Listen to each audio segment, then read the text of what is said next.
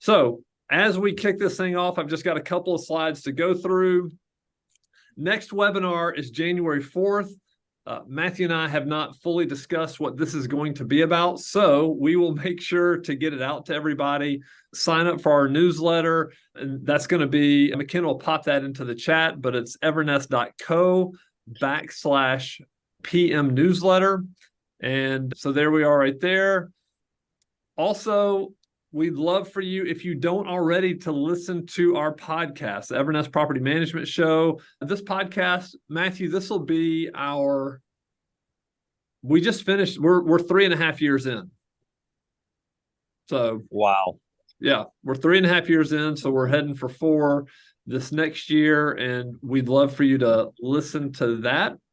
Anything else you'd add here, Matthew?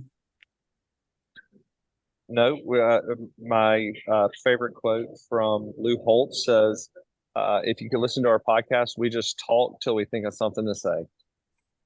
That's right. No doubt.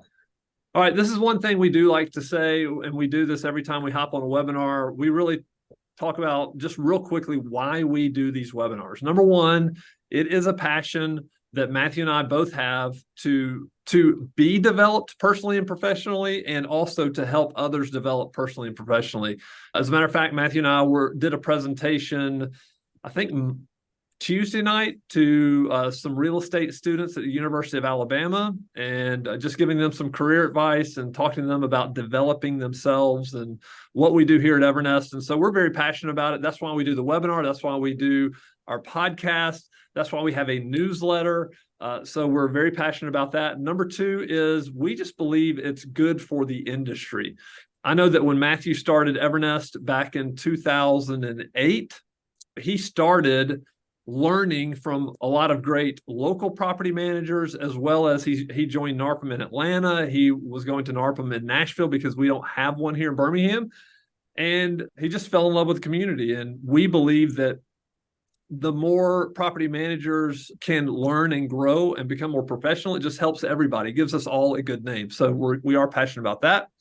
And then the last thing is, we know that potentially one day you might sell your business.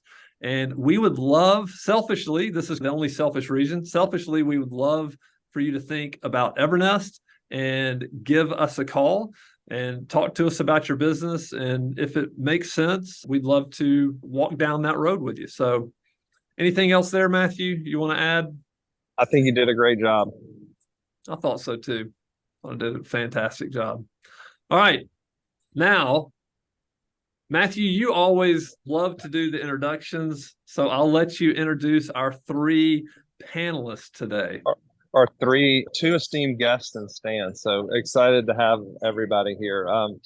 So we'll kick it off, everybody. Jill Morocco. So Jill comes to us from Goldman Sachs, and that is not a department store for everybody in the property management business. That is an investment bank. So she is in charge of our property accounting. She's our VP of property accounting. And let me tell you something. Curran did an unbelievable job, and I'll get to introducing him in a second. But since Jill has gotten here, she's taken our property accounting to the next level. We were asking Curran to do too many things, so he has a good excuse. But Jill, fully focused on property accounting, it's just gotten better and better, and she really has the flywheel going on our property accounting execution. We're just blocking and tackling, and as all of y'all know, in the accounting world, that's the name of the game. And then we have Curran, who has been with me for a long time, 6 or 7 years. All of y'all will love Curran because he came in the accounting department, and then he went and ran Little Rock for us. And then, so he's done some operations. One of the things that all of us in operations can't stand about the accounting department is they don't know how the sausage gets made. And so they get frustrated. Curran's not like that because he spent 2 years in Little Rock actually running the business. And he has some credibility, some street cred, if you will. And Curran's grown up in the business with me and been a dear loyal friend and great at execution. He's also good at the blocking and tackling. He's focused today, everybody, on more of the corporate side and the FP&A. For those of you who don't know what FP&A is, financial planning and analysis. I didn't even know that existed 5 years ago. And apparently we need one now. And then the last but not least Stan actually was in Chicago with me and just flew back just so we could make it back to this webinar and still has a jacket on. I see he doesn't normally wear a jacket. I guess that's what CFOs do when they're customer facing. It's cold And down here. It's not quite Chicago, but it's cold, so I had to throw on another layer. Stan comes also from Goldman Sachs, and he's lived all over the world. He was the CFO of their real estate business for a while, and then he also has some private equity experience. And then he came to Evernest about a year and a half ago. So you've got our CFO, you've got somebody from corporate accounting, and then you've got property accounting. This is probably the last time you're going to hear me and Spencer talk, because the last thing you want us to do is talk about accounting. And maybe Spencer will ask the questions. We'll get him to lob out the hard questions. Yeah, great. Thanks for those intros, Matthew. Yeah, I'll start asking some questions. So I have pre-prepared some questions as best that a marketer can do. And we all know that marketers, I went straight to ChatGPT and started asking chat what I should be asking. And so I got some good questions. But I also want to remind you, please drop your questions in the Q&A box. So there's a Q&A thing there in the webinar. We'd love to hear from you. The best thing about these webinars that Matthew and I love is that it is interactive. So we don't get this on the podcast. So it's great to hear from people who have like real world questions. And again, Matthew and I won't answer them, but our experts will. But Matthew, I am going to ask you to speak, because the first thing I want to talk about is you started Evernest back in 2008. You had a partner at the time. This is before you bought out your partners. You had a partner who was a CPA. So Karen was a CPA, and so you had some help there. Very lucky. Very lucky, there's no doubt. But talk about like just those first days. Were you involved at all? I'd love to know how the progression of accounting has come at Evernest since you started with 30 doors back in 2008. Yeah, you can imagine with Karen being an accountant, we were very good at the accounting. We got off on a really good start, but if you know my story, I actually bought my partners out. So Karen was actually one of my partners' wives, and she did an awesome job helping. We actually had a full-time bookkeeper, so they co-created the early innings of our accounting department. But then when I bought my partners out, she went away, and then we lost our bookkeeper a little bit before I bought my partner's house. All of a sudden, I was having to lean on some folks, some like bookkeepers around the city. And then I was also very knee deep in the accounting. And that was about the time you came on board, Spencer. I made the genius move to change property accounting softwares in the middle of me running the accounting department. As if it wasn't bad enough, then I needed to stick the landing of that. It's well documented that I woke up in the middle of the night one day freaking out, and then went to the office at 2:00 in the morning to audit the ending balances and the beginning balances of the software change. Fast forward, hired a CFO or a VP of finance at the time. He came in, he's still in the industry, did an awesome job. Phil Mazur, a lot of people know him. He's actually got a business being a fractional CFO for people in our industry. And then while Phil was here, Curran actually came on board. And if anybody knows Curran, I said it during the introduction, but he is a great executor. When Curran hands it to you, it's right. And that's basically handed it off to Curran and then never thought about it again. Since then, we've obviously staffed up that whole side of the business. One of the unique things about our industry is just the fact that there's two sides of the house. There's the property accounting side, and then there's the corporate side. And they both have different needs. And to be good, you can be good at both, but they do take a little bit different skill sets. Once more, the property accounting is more like operations and execution around operations, and it really is the product we're providing. And then the way I think about corporate accounting is not only is it getting the details right, but it's also the storyteller. It's super important that when you're thinking about corporate accounting, that the story matches every month. And Spence? Yeah. I think that's it. Yeah. And I appreciate that, because I was thinking about when I joined, you were in the middle of changing software. I almost quit because you were so mad at the world and stuck it out and let you do that. And then that was in 2014. And 2015 is when you and we started talking about hiring somebody like Phil Mazer, right? A VP of finance. Why did you decide to do what was, and I was trying to thinking back to the conversations. When did you know that you needed that? Like, when was it time to level up? Was it just because, hey, we knew that anything was better than you? We know that, but Yeah, I was about to say I can barely add 3-digit numbers together. It was very obvious to me that I needed somebody to do it.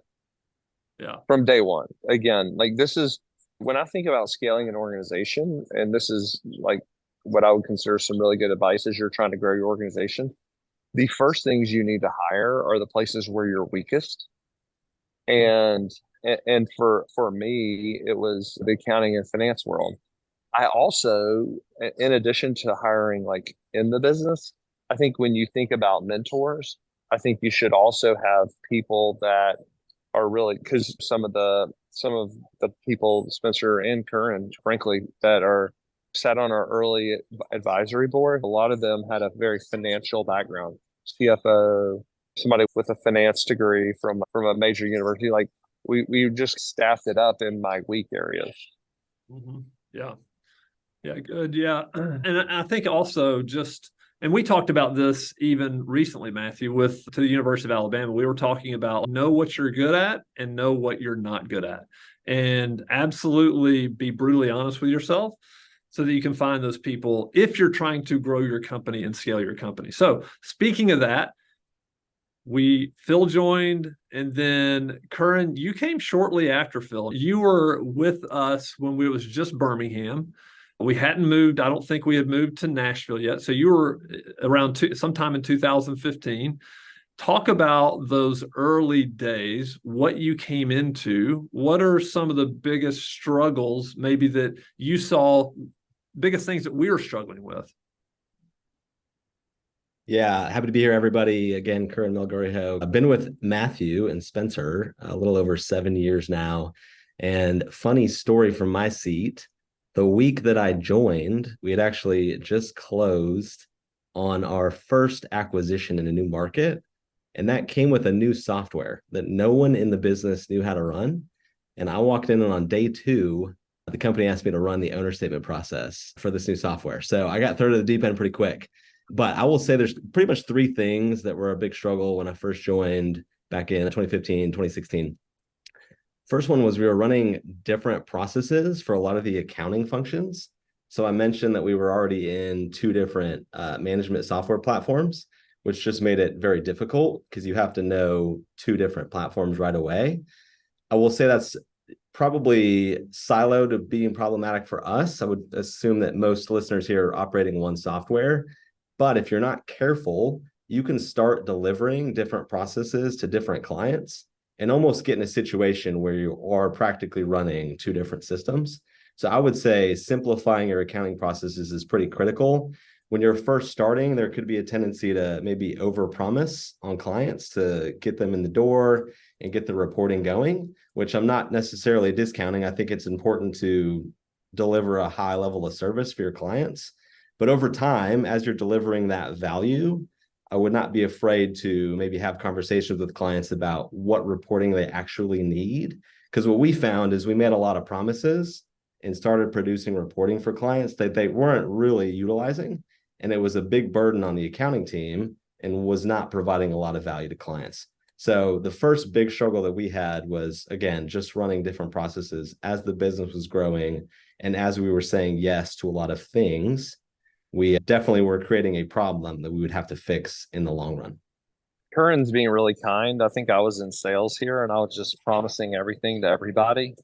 And so this is like a shot across the bow of Matthew made a bunch of promises and it was my responsibility to fulfill them. Yeah. But my close rate was super high, Curran. Well, yeah. Yeah. So I think it's important, again, bring on those clients, but don't be afraid to add friction after you've added some value to the client to make sure that you're actually delivering what's helpful to them. The second thing to me is just, again, process changes and people changes. Typically, from what we've seen working with other businesses, people tend to hire as little as possible in the accounting realm. So you end up having 1 or 2 people that have almost all of the specific accounting knowledge And if there's a staffing change in that situation, you could find yourself in a bad spot because there's no one else in the company that can really step in and pick up the work. So I was actually hired on to come in through accounting and move through operations, and that was our strategic model. But every time someone from the accounting department that had experience departed, we were almost starting at ground zero with a lot of our accounting functions.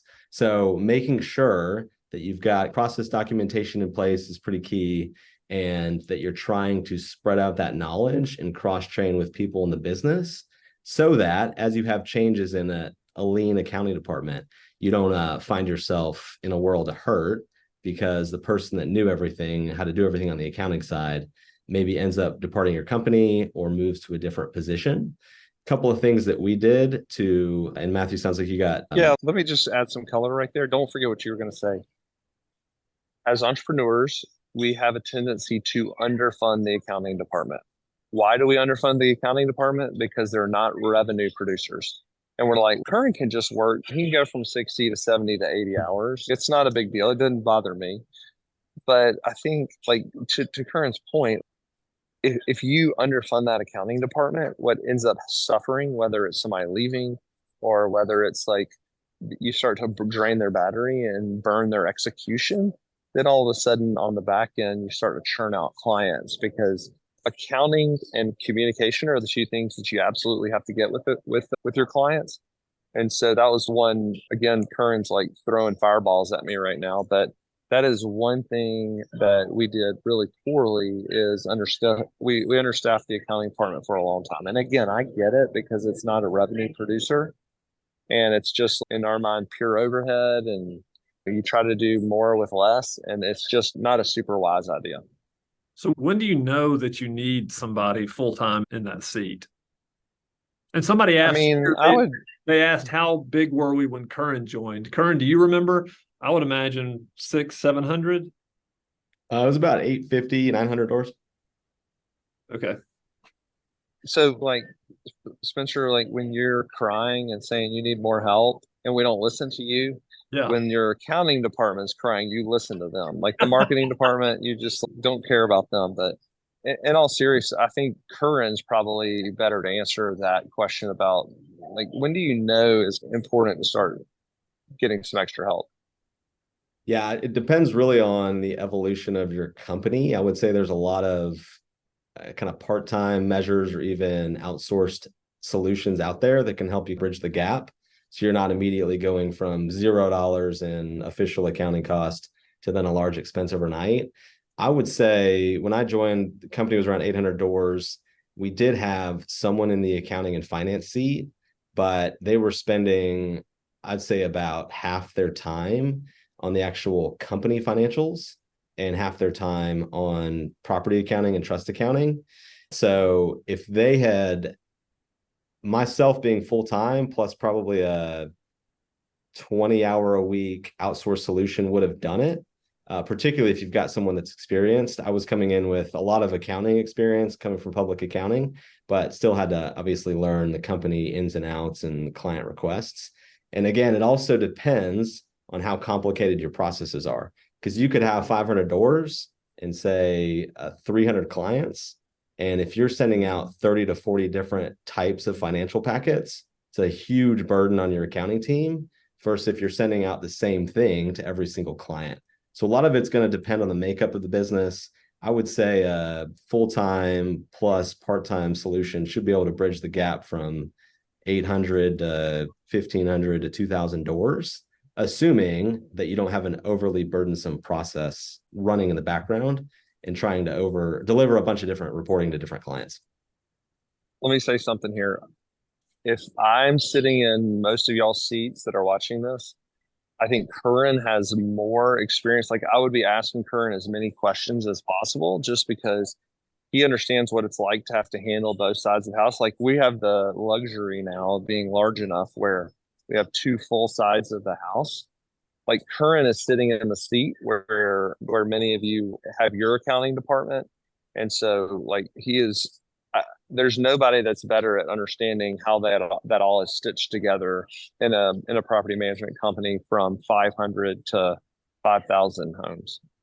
And so, Dina, we answered that question. How many in the accounting department? I think you said 2, right, Curran? It was you and Phil when we were about 850. Yeah, we were about, I'd say 1.3 people. Phil was focused on other company stuff as well, so didn't get all his attention in accounting and finance, but about 1.3 to 1.5. Gotcha. Okay. Can I just add something there as well? So Current had mentioned or the question was, how do we know when it might be the right time to staff up? Of course, depends on the evolution of the business, can never really predict when there might be employee turnover. So that being said, I would just make sure that your processes are always memorialized somewhere.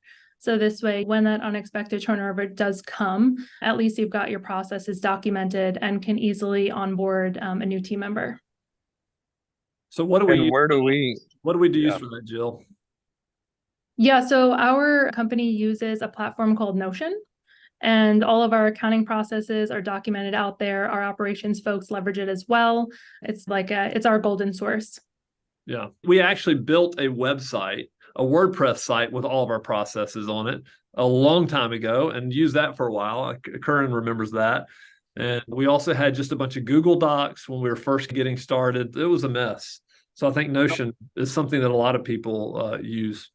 I would also add to that, completely agree with what the team has said here, but just also making sure that you are trying to the extent that you have the people to do that, to also cross-train.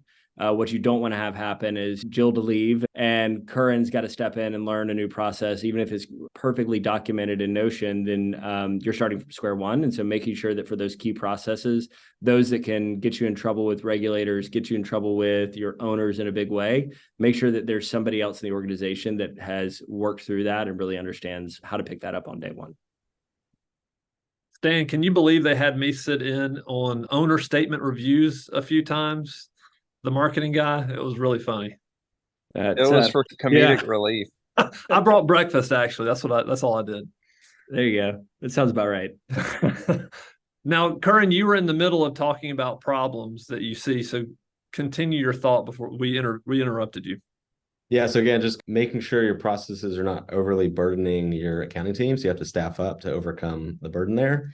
The last thing Matthew kind of hinted in the intro, but our industry is unique in that there's 2 sides to the accounting house. The property accounting that's delivering the service to the client, which is obviously extremely important. But then you've got your internal company dynamics as well, making sure that you've got healthy reporting that can tell you how the business is doing and anticipate problems or opportunities in your financials. I would say if you're a smaller business and attempting to grow, there can be a tendency to think that you can hire one person that's going to cover both sides of the house and do it really well. But they are pretty different skill sets. The property accounting is really an accounting operations hybrid, and the corporate side of the house is more of an accounting and finance role. So don't think that you can hire a bookkeeper or even an accountant and then be able to execute both sides of the house really well. There's people out there that can certainly do it, but they are certainly the exception and not the norm. So I would, if we could do it over again, I usually would focus on expertise in-house on your property accounting, given that's the contact that's going to be working with all of your property managers and your operations folks. And if you're going to start outsourcing, you can usually find a lot of good help on the corporate side and someone that can help communicate with you kind of the accounting and finance aspects of the business and translate the language of the financials to you before you can outsource that property accounting function. Because again, your operations team will need to interact with the property accountant on a daily basis. Awesome. All great stuff. David put in the chat here, do you give your owners option for accrual and cash basis accounting? If so, do you push them to cash basis to keep it simple? I don't even know what he's asking there. I think maybe that's a Jill. Sorry, Kern, it looked like you were going to jump in there. Spencer, I think I heard cash and accrual. Can you repeat the question one more time? Yeah. Do you give your owners option for accrual and cash basis accounting? If so, do you push them to cash basis to keep it simple? Yeah, so we do not. This is actually not a super common question we get on the front end with clients. It's typically brought up with a larger client that's got, say, 50 plus doors. I'd say 95% of our clients are okay with the cash basis reporting. And if they've got a larger portfolio, we will definitely provide accrual basis reporting. But it hasn't really been a hot topic for a lot of our clients. Gotcha. Let me jump in here real quick. This question Jason asked, this is for you, Stan. How would you define the role of a CFO as it relates to a property management company? And what are your thoughts on a fractional CFO? Yeah, definitely open And also thoughts on fractional HR as well. Thinking obviously the latter part of that, of the fractional CFO or HR, is definitely beyond my pay grade. So not gonna be able to chime in on that. The fractional CFO is gonna be very dependent on where you are in your corporate life cycle and who all you have on the team to be able to support some of these functions. I know you can't really see it up here, but I have the 5 different pillars that I see in our organization, 4 of which are probably relevant for basically anyone in this space. Around the very top of the list is treasury, just making sure that you have cash on hand to make sure that you're making payments to your owners, that you're making payments to your people.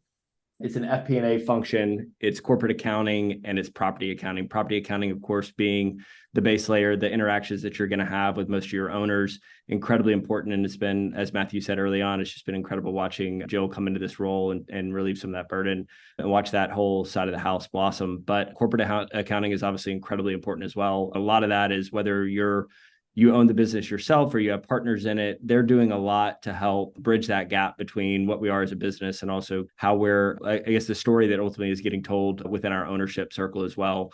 And then FP&A is one that obviously is, as you get bigger, becomes much more important. And it's really the ones that are saying, hey, what is the future of this business? Where are we heading? What are the roadblocks that are ahead? Where are we winning? Where are we losing? And making sure that you have somebody that is really thoughtful and really understands the operations of the business. That's an area that Curran is really taking the lead on now, just given he's worn so many hats in this organization. But understanding the operational side of the business, and then really how is that impacting our business, and making sure that we have that feedback loop set up. So where when something we said, hey, we're going to add X number of doors, or we're going to churn X number of doors, and that happens or doesn't happen, what's that telling us? What can we learn from that? And what does that mean for the future of the organization? And so having somebody that is really thoughtful in that business, it's not the thing that keeps the lights on, but it's the one that makes them shine brighter in the future. And so making sure that you have somebody that's really good at both sides of the house sitting in that seat is incredibly important. I'm a big fan of fractional CFOs broadly. I think that's going to be very dependent on capabilities of the team that you have, the size of the organization broadly. And unfortunately, it's probably something that's more specific to your organization. Yeah, and I'd be really careful to go out and overhire. Stan mentioned like hiring a CFO is really dependent on your plans for your organization. Our organization and our goals and where we're headed like require a CFO. But if you are not planning on like scaling a national property management company and maybe remaining local, I wouldn't go out and overspend on a CFO. I would probably hire something less than that, and that can give you, for the right price, everything you need. Sorry, Curran. No, I was going to say something very similar. I would say most businesses probably don't need to bring a CFO in-house, but I also would encourage smaller business owners to not maybe delay hiring a fractional CFO. You might think it's overly expensive, but you would be amazed at how much leverage a fractional CFO can add to your business in 2 to 3 hours a month at a pretty affordable price point that will end up paying a lot of dividends in the long run. They've built up a bunch of mental models that they can look at your business and know that they can get some high leverage things done really quickly. And yeah, like one of the guys that used to work here, Phil, actually does fractional CFO work. But the other thing I would say, and maybe this is a good question for Curran or Stan, is if you do hire a fractional CFO, how important is it for them to have industry knowledge, property management knowledge? We'll let Curran start with that. Yeah, I don't think it is overly important. I think they can pick up a lot of context pretty quickly. They're going to be, if you're hiring a good fractional CFO, they'll be able to ask the questions that will give them the insight they need to assist you. And given fractional CFOs just operate in a lot of different small businesses, they have seen the run of the gamut, like Matthew said, and just built up mental models that are largely applicable to businesses at large. So I wouldn't say it's terribly important. And as they need context, they will be well equipped to ask the questions they need to get that knowledge. Yeah, I agree with that. I would definitely focus on somebody that has some diverse experience in this space, that have worked with a number of businesses. I think obviously property management is incredibly unique, but at the same time, there's a lot of echoes of other industries. And so having somebody that's seen 5, 10, 15 other operating businesses, they're adept at asking questions, they're asking probing questions. And they're also able to say, hey, I know that you've been thinking about it this way for the last 10 years.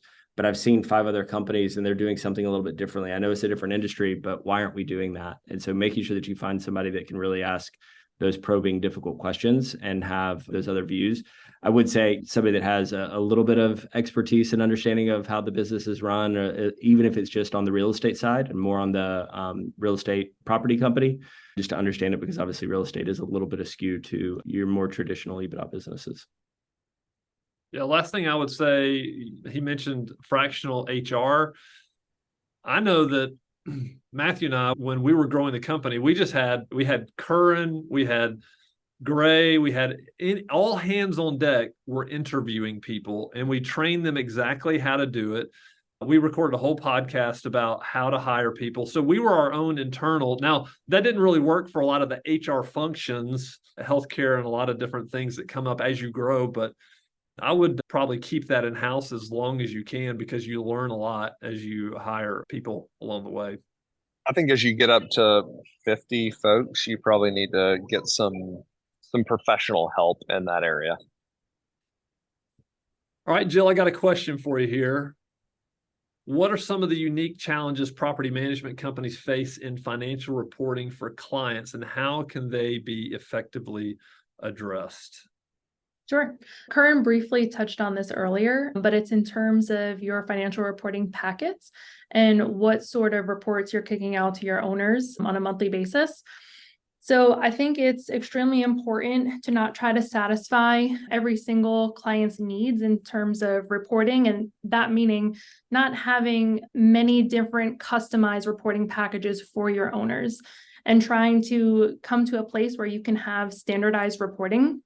And I think in order to get there, you really have to take a back seat and think of what kind of reporting your owners need based on the complexity of their portfolio. So if you have an SFR owner, odds are the owner statements that are automatically produced from your property management software are going to suffice that owner's needs, right? They've got one property.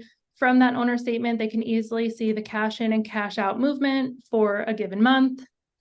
Should suffice for their needs again.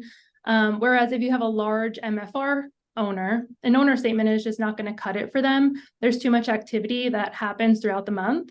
So in that case, you would consider perhaps putting together a package that would encompass your cash flow statements, income statements, general ledgers. Odds are they would want a budget variance report. So again, just thinking about your owner and the complexity of their portfolio and making sure that your reporting packages are standardized versus custom.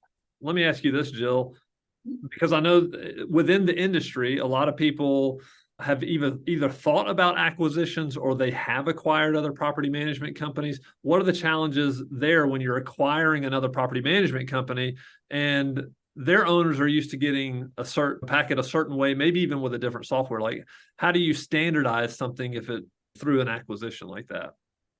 Yeah, so I think like Curran mentioned earlier, sometimes owners get reports that they're not even leveraging, and it just creates a lot more burden on the accounting team to provide. It also becomes very difficult to maintain and track. So I think having our property managers have that communication with owners to let them know that this is the reporting that we provide, and walk them through what owner statements look like and have the conversation with them up front is definitely important. I think owners are more comfortable with what we provide to them as long as they fully understand what they're being provided and when it's being provided. Yeah, that makes sense. And then another challenge that I would highlight here is just confusion around reporting. Not every owner is going to be able to look at their statement and readily understand or interpret that statement.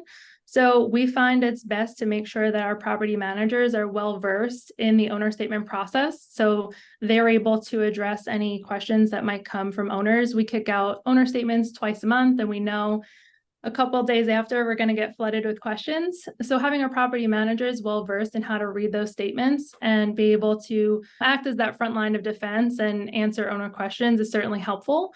But for any questions that property managers might not be able to address, our property accounting team is always ready and able to jump in and help address any issues that might come up.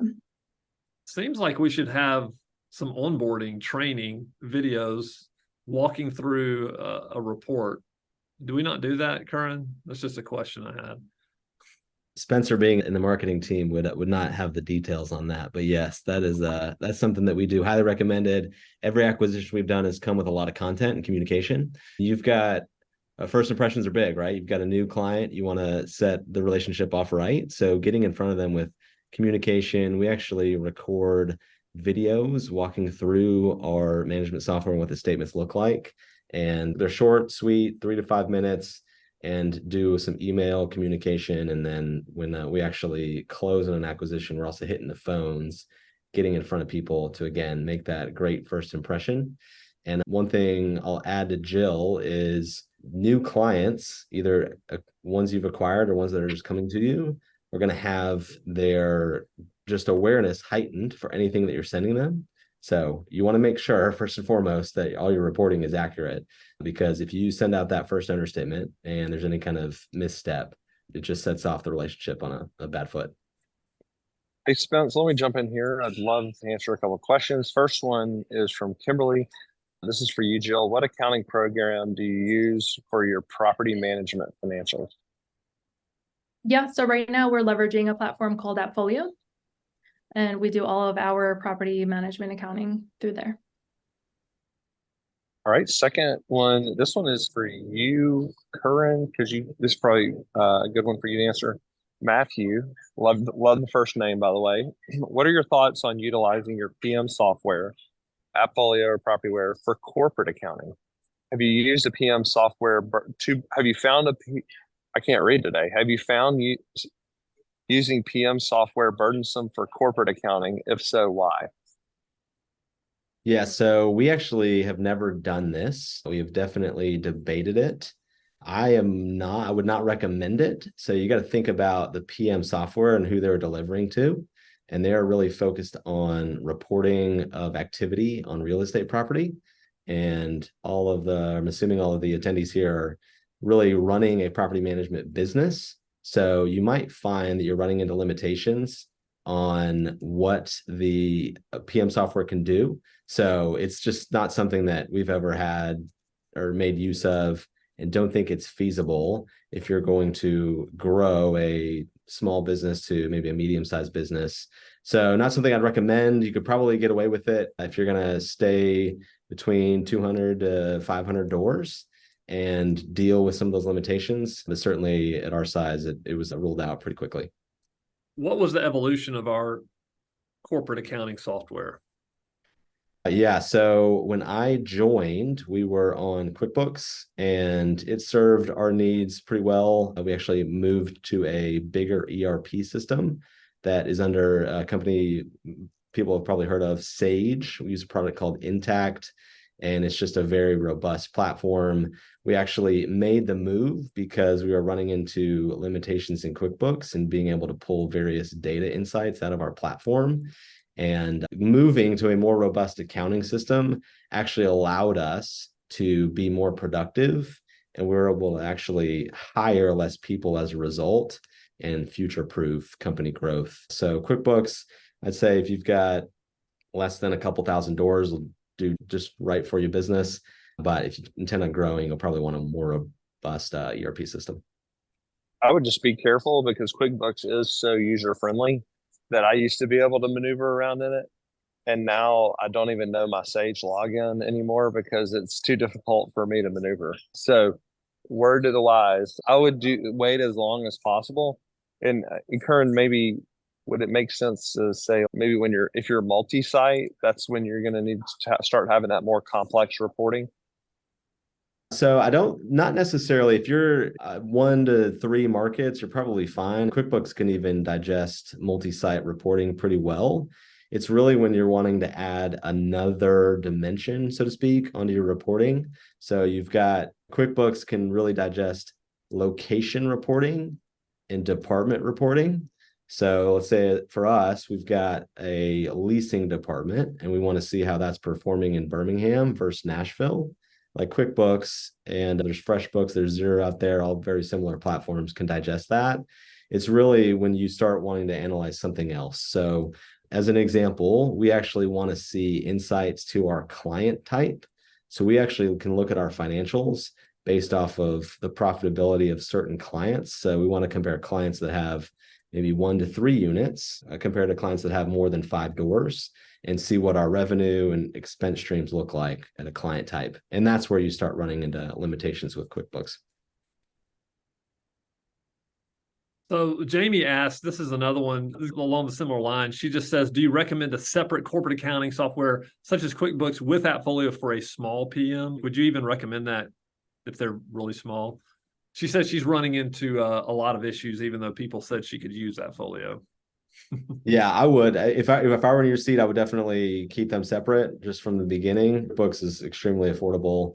I think you can get the platform for $30 a month, and it just makes things so much easier.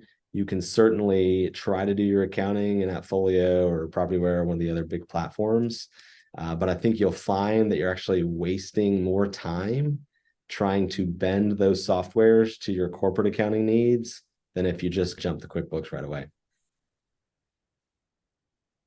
Here's another one, hot one here. What percentage of your accounting team is offshore?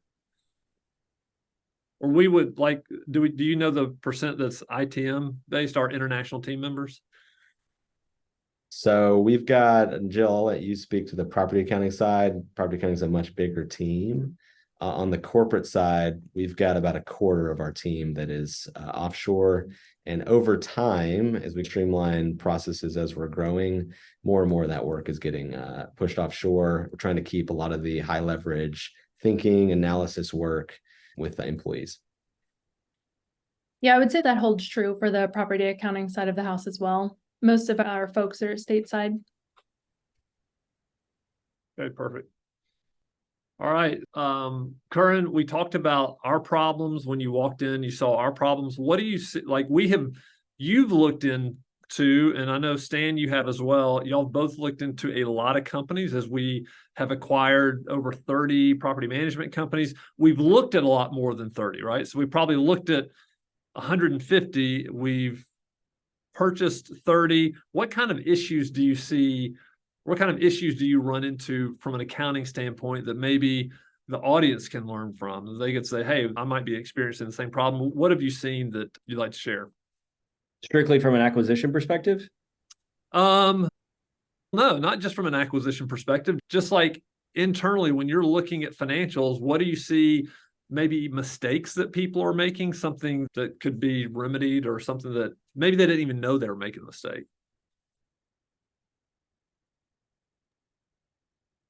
Yeah, so I think it really comes down to both sides of the house. So you've got corporate accounting and you've got property accounting. I would say the property accounting side of the business is much more prone to error. So I'll speak to that first, and then Stan, maybe you want to speak to the corporate accounting side. I think on the corporate accounting side, what we see is just a lot of opportunity that people could take advantage of that they're not. But on the property accounting side, I'll speak to common mistakes that we see. I would say just in general, being behind in your accounting and letting accounting issues fester is pretty common. And we get to maybe the finish line in an acquisition and we're ready to close. And the business that we're targeting is really having to put in a whole bunch of effort in a short window of time to get caught up. And they end up finding either an unexpected expense that they need to cover, or this happens frequently, we actually find a situation where their accounting, their AppFolio, their Propertyware, their PM system actually has the wrong settings compared to the property management agreement. And they had been undercharging clients for years. So literally leaving money on the table is a very common thing. So again, just being behind and that causing issues with revenue generation and expense burdens. Data inconsistency between PMAs and the software. Again, we've seen situations where a company had leased a property 2 or 3 times and their system was set to not charge a leasing fee, although the PMA allowed for it. So that's common. And then last thing I'll highlight on the property accounting side is just general noise in the system, where people or businesses are not necessarily doing a great job of closing out a client that has exited their platform. And that just ends up contributing a lot of noise to your accounting team. And they're having to spend 10, 20, 30 minutes a month, turns into 2, 3, 4 hours a month. Next thing you know, you've got a lot of operational drag on the business just due to not closing the loop on clients exiting the platform. Stan, I don't know if you wanted to speak to the corporate side and what we see in maybe financials. Well, maybe I'll step back here because I think a lot of it really does start upstream and making sure, look, data input is, I always talk with my teams around like it's data input, it's data aggregation, it's data analysis, and then it's how do you activate the organization to continue to grow or to react to what's happening in the business. If you get the first step wrong, the rest of the pyramid is going to be unsteady. And so making sure that whether it is on your side, on the operations side, on offshore, onshore, whoever is involved in putting data into whether it's AppFolio or Intact or Propertyware or Yardi or whichever system that you're using, making sure that those teams are extremely well trained and that you have developed the right mental models to identify errors, and also that you've developed, to the extent that you can with the software you're using, created exception reports that help kick out things that just look off. If you can get the first step right, then it really comes down to those handoffs. Obviously, there's a lot that can be captured within the system, but then just making sure that half of us on this call are accountants in one variety or another, and making sure that communication goes along with reporting as you continue to progress in your role as an accountant or as you continue to grow your business.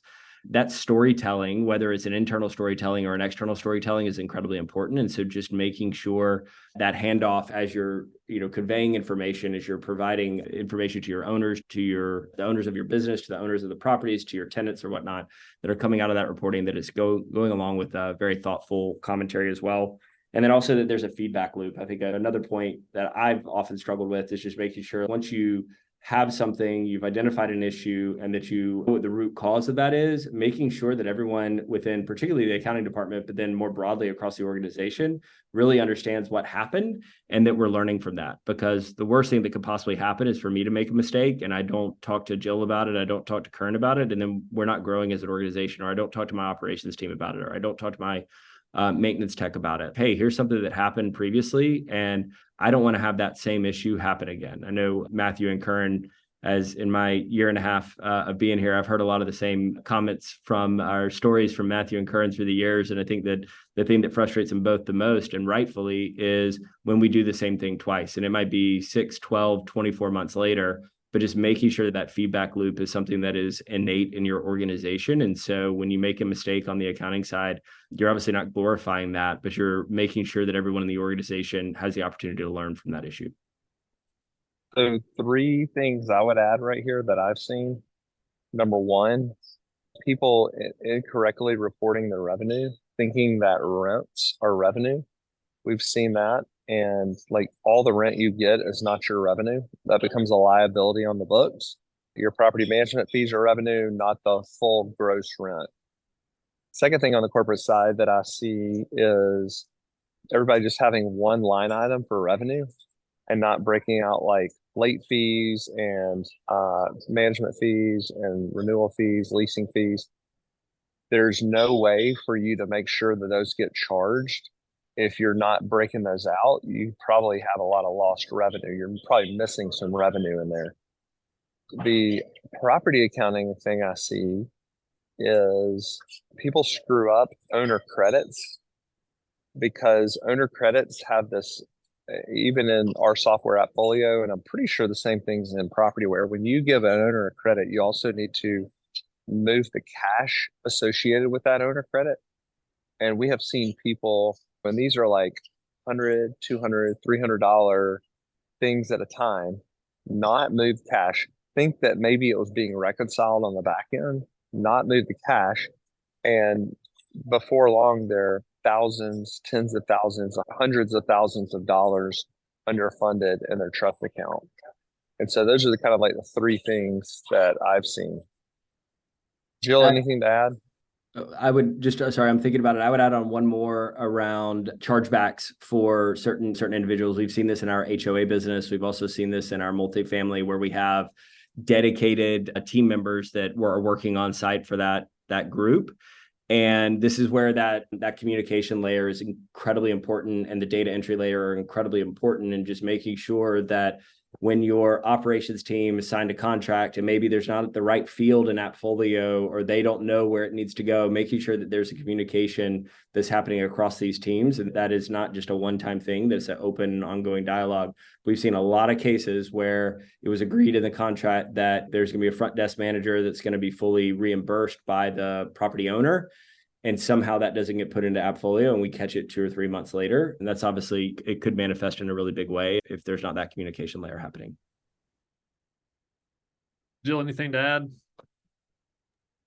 No, I think we covered it. All right. Here's a good question here. Matthew Long says, beyond obvious financial metrics, what are some of your KPIs, property and corporate, accounting staff's performance? So what KPIs are you all looking at? Yeah, so I could start with that one there. For myself in particular and my team, as a company, we leverage a property management software called Asana. And so I've built out some dashboards within Asana to be able to see how my team is performing on a daily and weekly basis. We're able to see how many tasks do they have on their plate today and what their turnaround time on those tasks are. So to give a little more clarity, our operations folks will assign a task to accounting. That task could be something like, hey, we need to update a tenant ledger, or we need to bill an owner for something.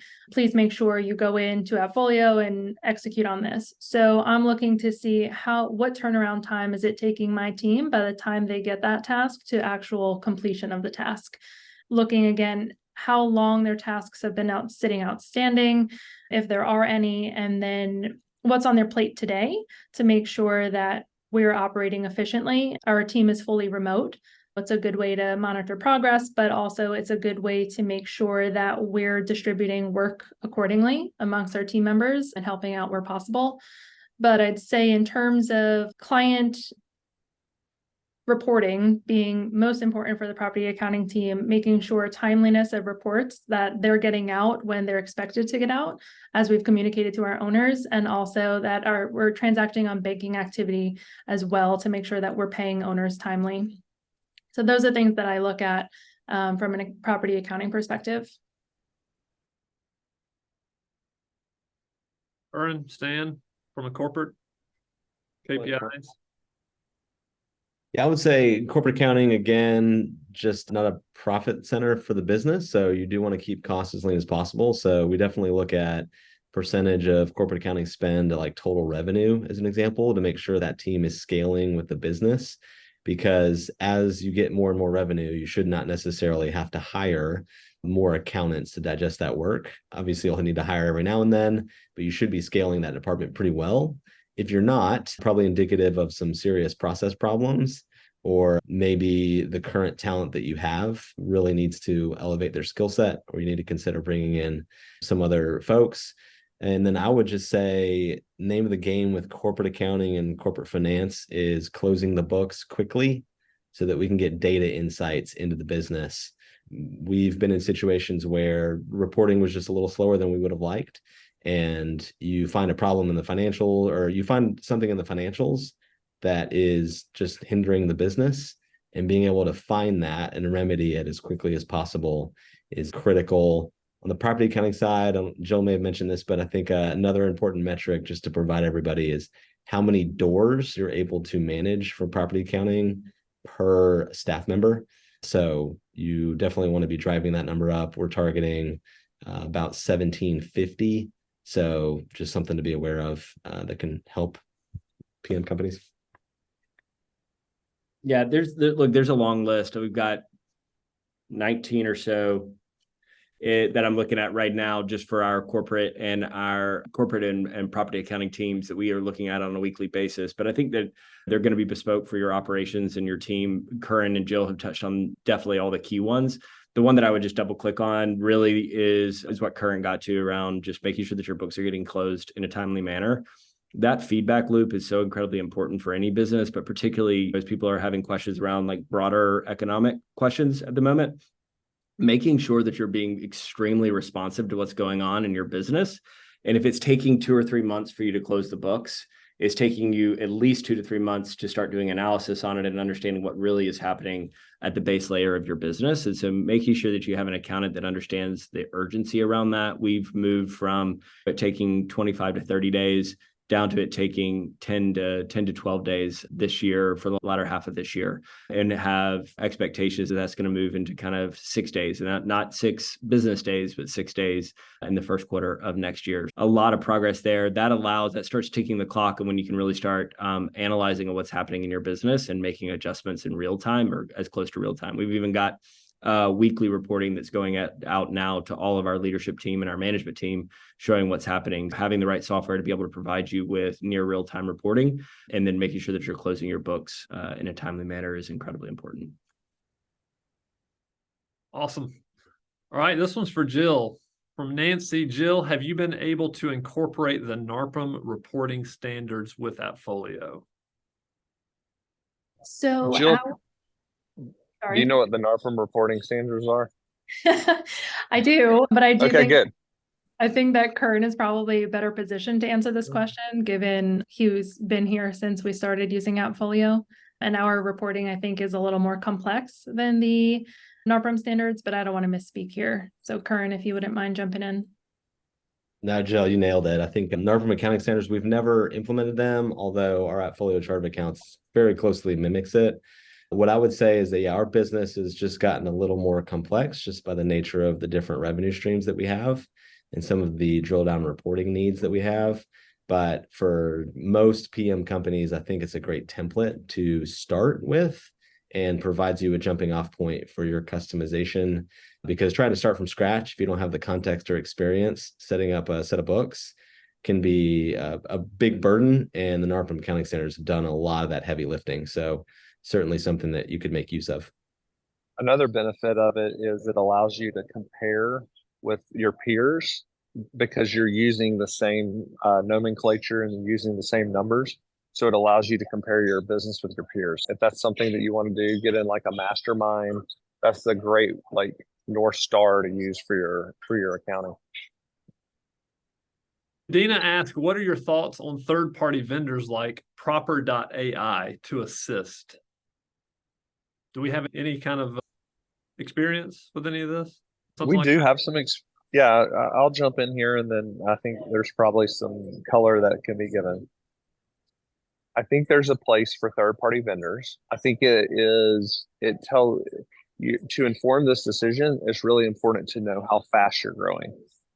Our experience has been, and this is our experience, not saying that maybe we're missing a vendor here that can do this, but our experience has always been when we do things like third-party vendors and things like accounting, they do not scale as fast as our organization does. They can't scale their business as fast as our business is scaling.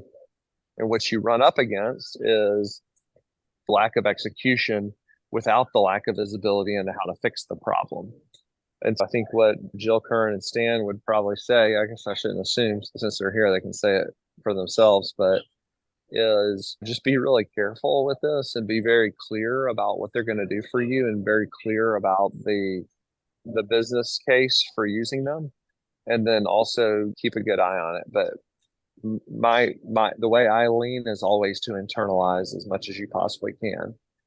But there is a case to be made as you scale and you get a little bit bigger from 300, 400, 500 to start contracting that piece out. All right, Mark asked, do you manage short-term rentals, Airbnbs? If so, are their financial reporting needs any different from SFR owners? We do not. Yeah, we don't manage any short-term rentals. It's something we thought about. It's something we actually talked about it last week at our offsite and potentially on a roadmap one day, but today do not manage. Long-term SFR and small multifamily is all we can frankly handle at this point. Yeah, that operating layer is considerably more complex. Instead of dealing with annual turns, you're dealing with weekly, you're dealing with a lot more. If the hot water heater's down for one day in an annual rental, it's very different than if the hot water heater's down and somebody's there for 3 days. And so it's a very complex operating layer. So it is something that you're exploring. Just make sure that you really understand what you're getting into. And it obviously is going to have even a heavier tinge of a service layer, even beyond what we have on the annual rental side. Yeah, Matthew and I have a friend here in town who's been changing his long-term rentals to Airbnbs, and he says he's in the hospitality business now. Like everything, that's all about the reviews, period, the end, on Airbnb and these places. So very different beast. All right, here's one. With your corporate accounting separate from your property accounting, do you find that you still have to go back and forth between the two softwares for details that don't get synced over? And how do you cut down on time spent on transferring details over? Whenever Curran usually has questions for property accounting, he skips the software and comes straight to me. So, that definitely saves him some time there, but I'll let him speak there. Yeah, it's true. Just hire a Jill. It solves all your problems. No, it's a good point. We definitely do have time that we spend comparing details. I would say that time is less than the burden of asking your accounting team to do 2 different accounting functions. So the focus that they get on just corporate accounting or just property accounting far outweighs the burden of having to check between those 2 platforms. So thankfully, most of our data does come over between the 2 systems, so it's not a huge problem. But yeah, definitely going to be something you run into, but worth it in our opinion. It's another time I would just mention that feedback loop. We get together, Jill, Kern, and I, a few times a week, a longer session on Monday, and then every day, a quick just check in with one another.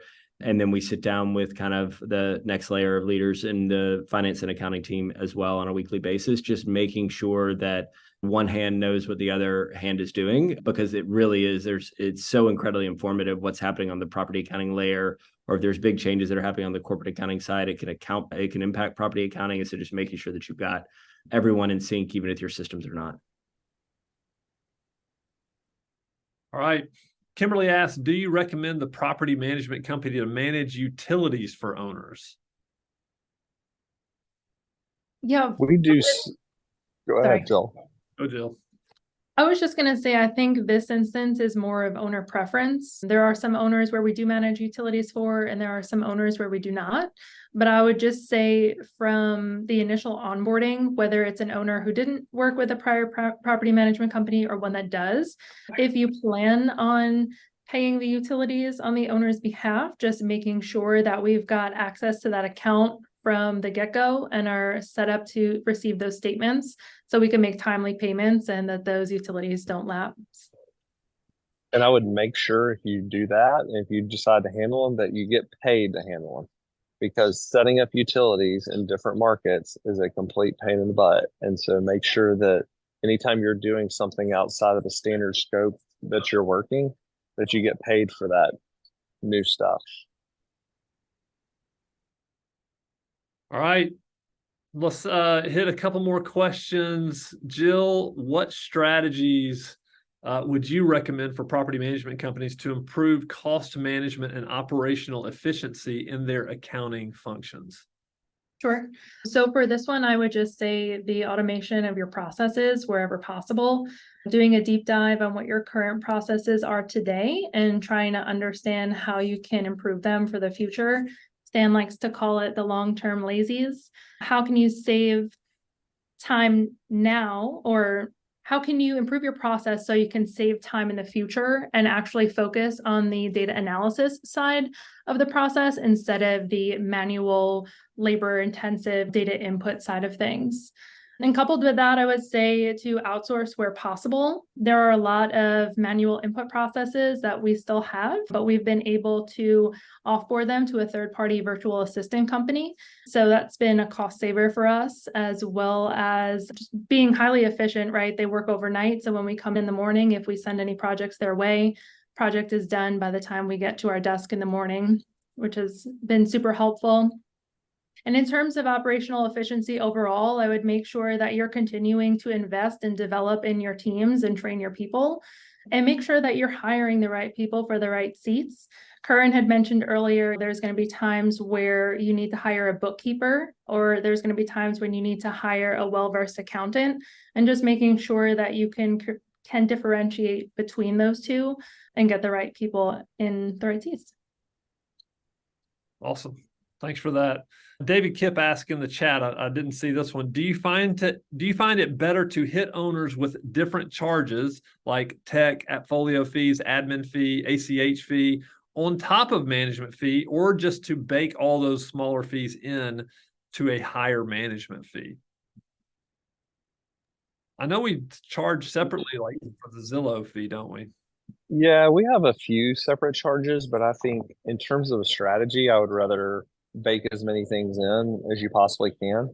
Just because for whatever reason, if it adds up to the same number, if they see a bunch of different charges on there, it makes them, it feels bad on the owner statement. And to the extent possible, I would certainly bake them all in. Yeah. And if you have a decent marketing department, they ought to be able to overcome all that expense. I guess so. Hope so. We wouldn't know. Yeah. Hopefully one day we'll find that out. All right, Stan, I wanted to hit you with this question, and we have talked about acquisitions already here today some, but I'm just thinking if we have property managers who are either watching this live now or maybe they're watching a replay and they're thinking about selling over the next 12 to 24 months, what could they do now to prepare for the information that's likely going to be requested from them during the due diligence period? Like, what are buyers really going to be looking for that they can prepare now for?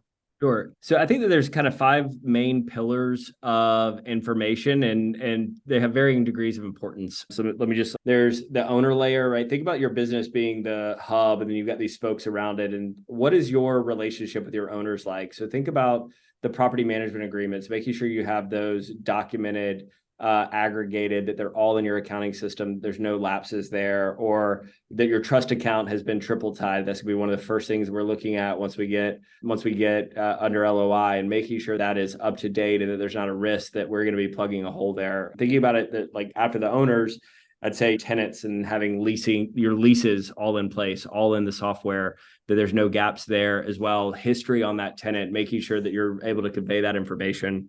Your people is incredibly important in a lot of these cases. And we're bringing on, when we do these acquisitions, we're at least evaluating, if not bringing on some of the team members or most of the team members, and making sure that we're able to really understand what's the pay structure, who are they, what's working there, what's not. So make sure you have all that documented. Obviously, there's like the vendors in your system. So all the contracts that you have, particularly if you are doing what's called an equity sale, the new buyer might actually be assuming those. And so they're going to want to see all of that, all the contracts that they're going to be stepping into. And then probably the most important really for phase 1 of it really though is going to be what I would say is the business owners and what they're seeing. So the P&Ls, the details on the owners, the legal documents of that organization. We've come into issues where there have been problems with the P&L. And obviously, anytime that you've got, and Matthew loves to say this, anytime that you've got an open loop and a big question about what is the profitability of the business, what is the revenue generation of the business,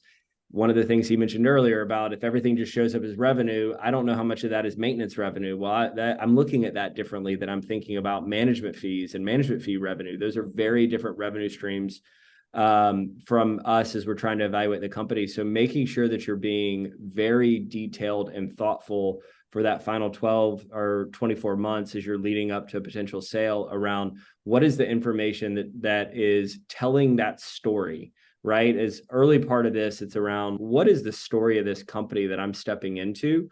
Where have they been? Where are they going? And making sure the story is a good one, but more than anything is accurate. And so we need to understand what has happened in that business, because if we're stepping into your shoes, we want to know the trajectory and where it's likely to be headed. And step number one is, again, what are the things that support that story? What are the business owner information? And then what are the other hubs of the wheel, or spokes rather, of the wheel there around my owner details, my tenant details, my vendor and system details, and my people are incredibly important for us as we're going through. It's a lot of information anytime that you're doing one of these acquisitions. And so just making sure that the I's are dotted and the T's are crossed, so to speak. Yeah, it's real interesting because sometimes people, when they come to us about an acquisition, they want it to be done in a relatively short amount of time. And so it would hurt. It hurts to come back and say, hey, we still need all this information, because it's just a ton of work, like Matthew mentioned before. That's right. Especially if you want it done right. The worst thing that could possibly happen is that you try to rush through something, because ultimately you all have built up relationships for years, if not decades, with some of these owners and even some of the tenants, and making sure that we're doing this in the right manner. And if we do it too quickly, we're going to miss things, whether we're missing things on the relationship with us, or we're missing things on the future relationship with these owners that are coming over with us, or the tenants that are coming over to us, or whoever you're selling to. So making sure that you're doing that process. Yeah, good. All right, this will be the last question. This webinar will be done in just over 10 minutes. So I want to get one more question in here. This will be for Curran and Stan. How should property management companies approach budgeting and financial planning to ensure sustainable growth, especially in fluctuating real estate markets? Would love to know y'all's thoughts about budgeting. I personally, in the marketing department, like no budget. I prefer that, but we'll defer to you guys. Y'all all heard it here. No budget for the marketing department for this upcoming year. I meant no ceiling on that budget. I'm going to let Curran take the first step. Yeah, I've actually got a pretty simple rule of thumb here. Just think about what Spencer Sutton would do and do the opposite, and then you'll be in great shape. That's always been my motto. But no, seriously, I think the first thing I'd think of is just awareness. If you're just thinking about that and planning for that, you're ahead of 90% of people that are running a small business. So being aware that this is something that you ought to be thinking about. To me, second thing, Matthew hit it at the intro, but know your strengths and your weaknesses, and don't be afraid to confront those weaknesses and shore them up with outside support. Everyone on this call has their strengths and weaknesses. I certainly wouldn't want to be in the marketing and sales department, would not be good for the business. We certainly don't want Spencer in the accounting and finance department, would also not be good for the business. So just knowing your weaknesses and not being afraid to lean into them, to shore them up with outside help, and realizing that you can get a lot of that help fractionally, and knowing when you might need more holistic support and hire somebody. And then the last thing I'd say, and Stan, I'll let you add more color, but really just start with the basics. Do not get overwhelmed with trying to do everything at once. Starting with something very simple and not being afraid to iterate as you go. So even something as simple as getting in tune with your cash is something I'd recommend to all small business owners. And you can start with a 4, 5, 6 week forecast, or even keep it simple and ask your accounting team to send you a report of the cash every day, so that you can just start understanding how cash is flowing in and out of the business, and picking 3 to 4 key metrics and forecasting very basic buckets of information. So we always say this internally, but everything in our forecast starts with how many doors that we manage. So having a good sense of what your door count trend looks like and iterating from there. You'll obviously have a lot of context just running the business with what management fees you're charging, what your leasing seasonality looks like, and just being able to stack those data points together. And again, start small, start simple, just start. And as you get more and more comfortable, you won't be afraid to iterate and maybe interact with your accounting and finance team or fractional team to, again, make slow improvements over time that will end up making massive changes in your business. I remember those charts, Curran, when we were tracking cash. Remember those charts that were just going up and down, below the line, above the line? It's really great. Yeah, I would look, I think Curran touched upon most of it. I would say, first of all, and he mentioned this, it was like where have you been, and really understanding where you've gone from, what have been the key trends that have gotten to you to where you are today. As Curran said, it all starts with doors, and that's the way we think about it. Every single week, we send out a report to management and leadership that says what's happened to the doors in and out this week, and trying to start with that part of the story, but making sure that you're being really honest with yourself, bringing other credible people in the organization, and then to the extent that you have advisors outside, bringing them to the table. What has gotten you to where you are? With that information, okay, what are the key drivers that are moving this business? Is it rent growth? Is it changes in my contracts? Is it ancillary products? Is it new markets that I'm moving into? And so saying, what are the key drivers that are happening, new hires that I might have? And then trying to put together, and it can start extremely simple, coming together with a model that has 5, 6, 7. We have a incredibly more complex model than it needs to be from a top-down perspective, but you can think about it from a bottoms up, as Curran said, like starting with the doors, the rents, the fees that we're charging, the people that I have, the lease that I have on, my facilities, and starting working that together. And then as you continue to hone that, looking at it every week, every month, every quarter, every year, whatever the cadence is that works for your business, making sure that you're tweaking it. Hey, this is something else that's come up that I've learned. And how do I then layer that into, whether it's a mental model or an Excel model, or don't ever use sheets. That's what we started getting into here. And as a longtime accountant, I'm still stuck in Excel. But just whatever it is, making sure that you're upgrading that mental model or that Excel model on an ongoing basis to take in the best information that you've got to tweak it going forward, and making sure that you're opening it up to other people. We in the accounting department have every single person in any organization is myopic. They see what is in front of them and they don't see everything else. So making sure that when you're stress testing those key drivers, hey, I think historically, we've always grown 1% a month in our door count, taking that to Matthew and saying, hey, how does this look? And he goes, we just hired this person. I think we're going to have 3% growth. And so making sure that you have credible people around the table as you're coming up with those budgets. And then also obviously baking in an ounce of conservatism. What happens if we lose our largest client? What happens if rents in the market that I'm in go down? What happens if this ancillary product is no longer something that my tenants or my owners really want? So being honest with yourself about what are the risks in your business and applying that to your model so that you're prepared when things inevitably don't go right, because there's something that will catch you, whether it's totally by surprise or it's something that was foreseeable. There's things that are going to go wrong. Awesome. Great answer. Matthew, you want to add anything? We're about to shut it down. The thing I would add is just an example of what Stan said. We're in a market right now. We had a pretty robust brokerage business for the last 3 or 4 years.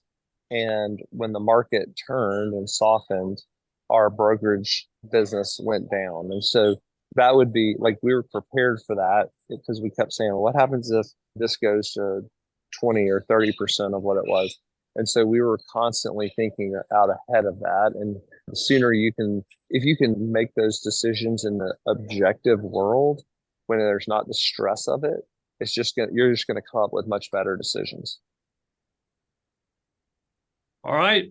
Listen, thank you everybody for joining us. We hope this has been beneficial. Thank you to Jill, Stan, Curran. We really appreciate you all coming on here and being with us, and look forward to the next announcement. Next webinar is going to be January the 4th, and hope you all have a great rest of your afternoon. Thanks, everybody. Thanks, guys. Bye, everyone. Bye.